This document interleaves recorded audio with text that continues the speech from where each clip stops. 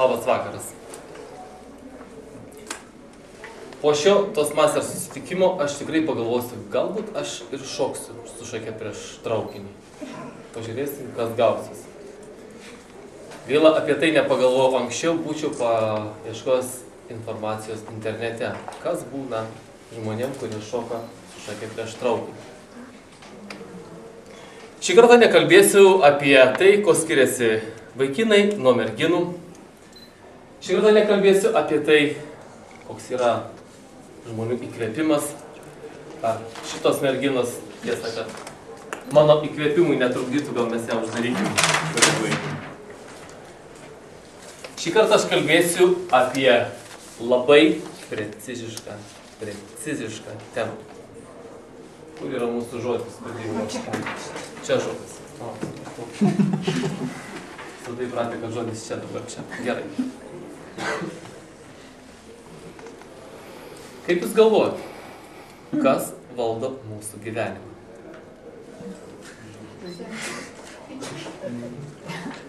Iš tiesų, mes darom klaidą. Mes galvojam, kad mūsų gyvenimą valdome mes. Bet taip nėra.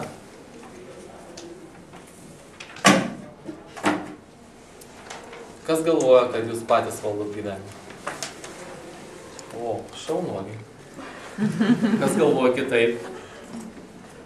Sąlyginai. Iš tiesų, mūsų gyvenimą valdo mažas daikčiukas, kuris yra ant mūsų rankos, mūsų mobiliam telefone.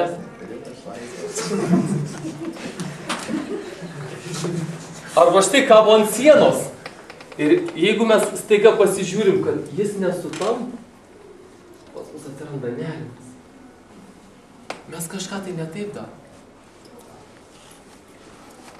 Ir valdo mūsų laiko ritmai, laiko ciklai ir visą tai, kas susijęs su laiku. Ir mes esam bejėgiai prieš laiką. Mes visi pralaimėsim šitą kovą. Šitą kovą prieš šitą laiką. Bet kaip kartais mes sutapatinam laiką su laikrodžiu. O tai yra visiškai skirtingi dalykai.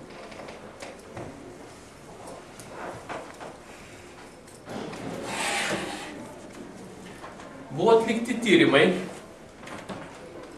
eilinio Europos Sąjungos piliečių prieš porą metų ir nustatė, kad vidutinis europietis miega 27 metus per savo gyvenimą. Aš galvoju, ką aš galėčiau parinkti, kas galėtų atvaizduoti laiką. Ne kaip laikrodis. Ir aš sutikau vieną seną darbų vykdytoją, kuris man padovanojo štai šitą metrą. Kiek jums metų yra? Sakykit pavyzdžius. 30. Jūs jau savo gyvenimo 10 metų pramiegojot. 27 metai yra skiriami miegui. 10 metų mes dirbam. Pasirodo, tik tai 10 metų mes dirbam. O darbo metu mes kažką tai kitką veikiam. Miegam. Toliau. 7,5 metų mes žiūrim televizorių.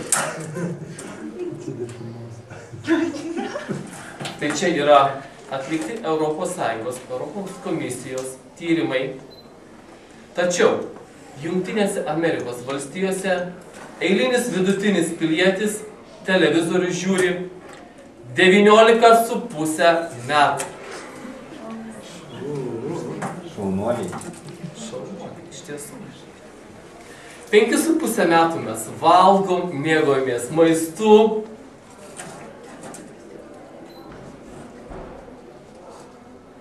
2,5 metų mes skaitom.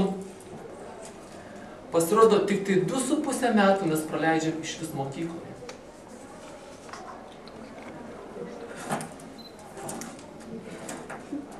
Perestukinas.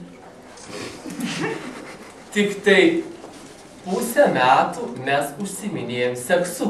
Ir visą gyvenimą. Pasirodo, tik tai 1,5 metų.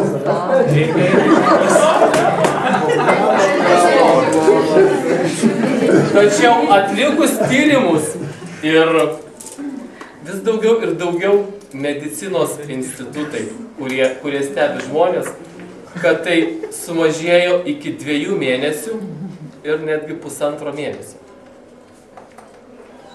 Daug greitukų.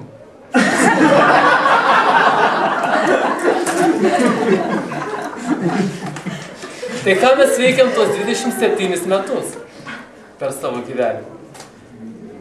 Miegam. Bet štai kame dar yra problema. Jeigu mes 27 metus miegam, ir tai yra mūsų gyvenime, tai yra didžiausias laiko kiekis, didžiausias laiko katilas, kurį mes praleidžiam lovoj. Nesvarbu, ten seks užsiminėjim ar dar kažką.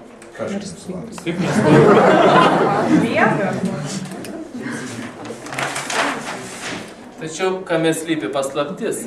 Ar mes žinom, kada reikia geriausiai eiti miegoti ir kada keltis? Kada jūs einat miegoti? Priklauso, kada keltis. Po sekso. Po sekso. Priklausoma, kada keltis.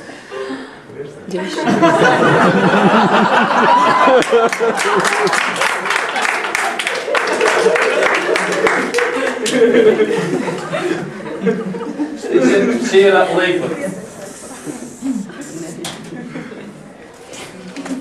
Čia yra 9, 3, 12 ir 6 valandos.